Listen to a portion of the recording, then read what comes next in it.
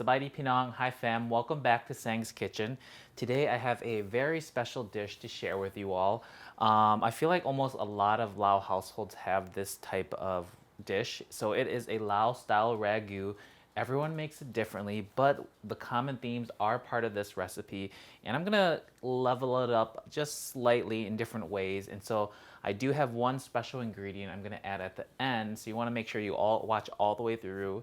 But let's go ahead and get started on how to make Lao style ragu. So the first thing you want to do is, well, you can use whatever type of beef cut, particularly when you're working with stews. You want to use something that has some fat on the outside because you want that to kind of stew within the dish. But for me today, I'm going to be using I found a great deal. I'm going to be using beef short ribs. This was $4.99 a pound and I just had to get it. Looks like the bone is already cut, which is great. So all you got to do is cut through the meat. So we have the ribs right here. Look how beautiful they are. The next step is to season your ribs. So we have oyster sauce. Use a good amount of that on there. And then some brown sugar. Some salt, and of course we need MSG in there. So it's really important that you let this marinate. I would say for at least 1 hour. Even overnight will be great. That's where the meat will start tenderizing from the salt, and also all those flavors will slowly seep into the meat. Let's put some saran wrap on top. And then we're gonna let this marinate for at least 1 hour, and then we'll come back. So while the ribs are marinating in the fridge, let's work on our veggies. I have a whole onion, and you're just gonna go ahead and cut this in half. And you wanna cut these into large pieces. So I'm just gonna cut it into about quarter-size pieces. With your carrot, we're gonna be using 2 large carrots. When it comes to these vegetables, you can use however more or less that you want. So typically like carrots, that's gonna add a slightly extra sweet flavor to your stew. So you also wanna be able to manage the amount of sugar in there. So if you're gonna add a lot of carrots, don't add so much sugar. So I'm gonna go ahead and cut it just like this.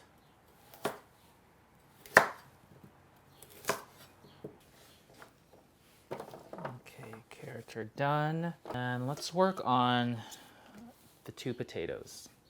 Peel the potatoes. Now let's cut our potatoes in about the same sizes as the carrots. And quarter it.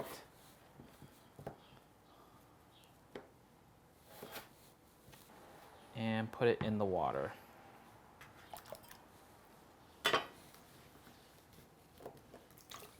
Let's dice up the mushrooms now. So this is gonna add that extra umami kick to our stew.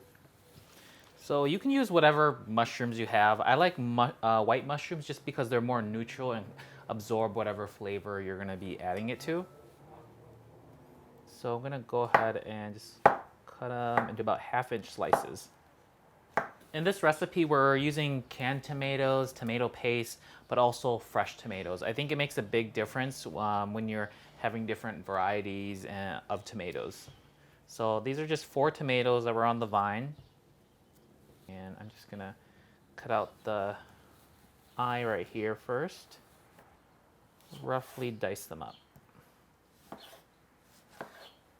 The thing about tomatoes, if you didn't know, is that tomatoes actually have a natural umami. And so if you think of MSG, it's naturally found in tomatoes. So we're working with a whole bundle of green onions. And the first thing you want to do is cut off the bottom. Go ahead and carefully dice this up. The last thing we're going to cut are these garlic. The garlic, we want it roughly minced.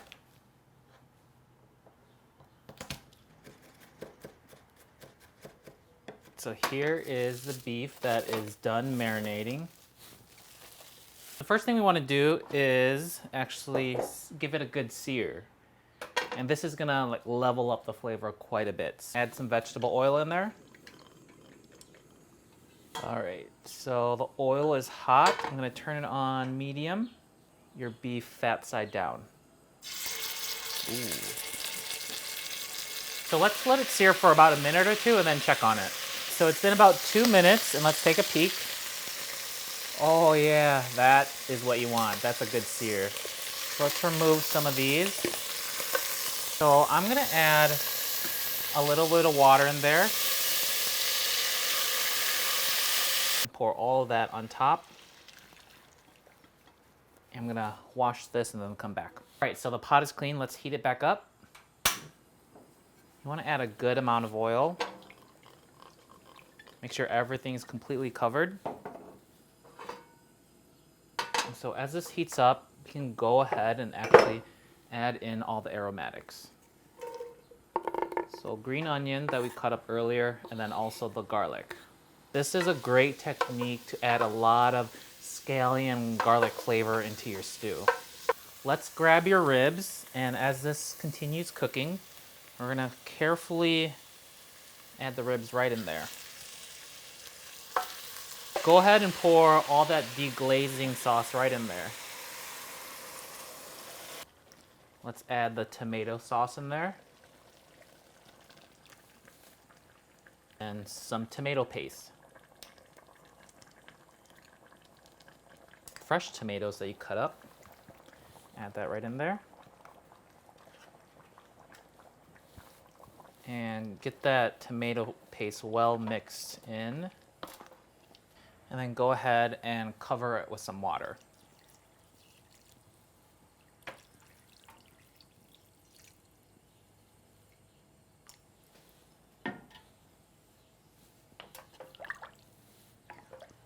And actually, I'm gonna go ahead and add the mushrooms in there.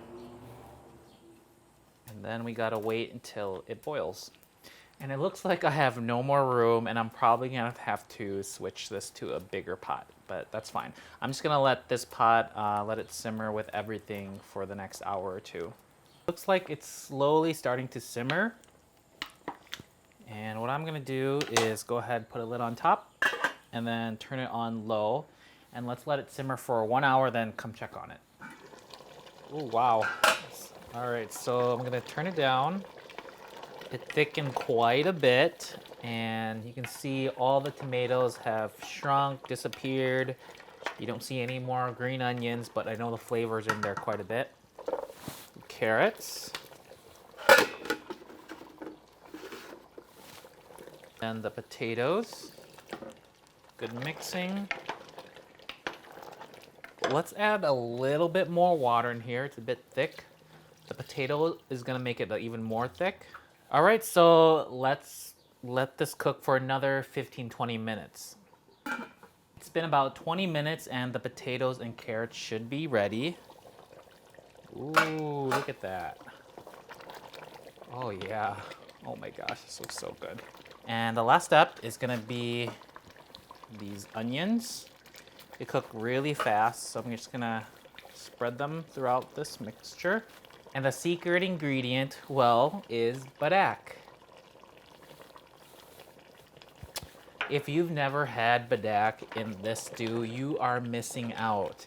Honestly, with a tomato-based stew like this, padaek works really well. It works differently. It brings out more flavor. You probably think it's gonna be extra funky, but it actually is not. It's quite delicious. So I just put a tablespoon of padaek in there. I'm gonna mix it up. One more tasting. Ooh, that's good.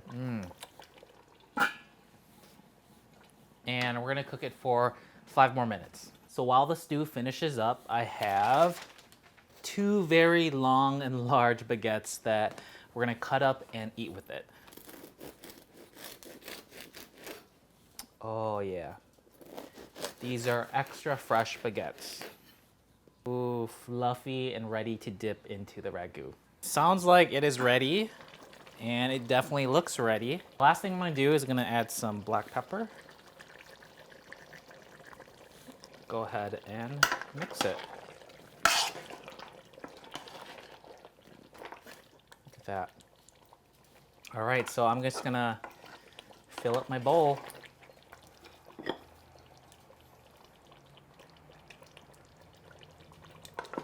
My gosh. Wow.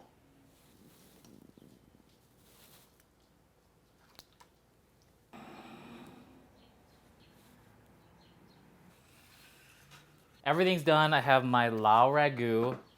If anyone makes this for you, they really love you because this takes hours. I'm sweating, it's hot, and I'm ready to dig in. And I have my tip kaut full of baguettes. So first, let's try that sauce, the Ragu sauce. Ooh, it's thick. I like it.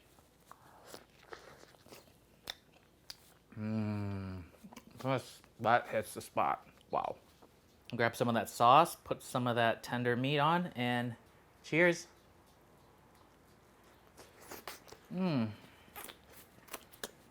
Wow. Oh my god, it's so good. It is definitely a crowd pleaser, and I hope you all give it a try. This is also a new style that I'm filming, so let me know in the comments if you like this style, or if you like the previous styles, or also if you have any suggestions. I'm open ears and would love to improve on continuing showing you all how to make Lao food.